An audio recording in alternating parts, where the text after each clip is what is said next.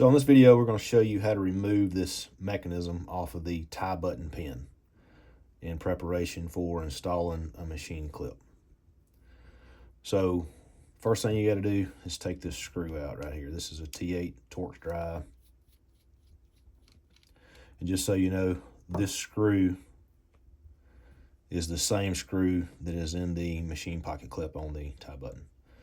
So this button has to be pushed down. Be aware there's a spring under it, so you can push that down below the bottom so it'll slide out. And know there is a spring under it. Don't lose that spring. So when I take them apart, I take this wheel driver and I stick through this mechanism and I hold on to the pin and I loosen it. Sometimes it's too tight to do it that way. We sometimes use Nipix pliers to put over the barrel. Stick the driver through there to loosen it. We also have carbon fiber pliers. Now these are not very strong. These are not made for torquing down on it, or if they're too tight, this will slip, which will put a mark on the mechanism or the pin body.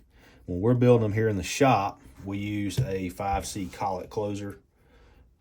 This goes into the hole, tighten it down, then it's not going to slip. Then we can stick the driver through there, loosen it, tighten it, get it lined up straight, so on and so forth.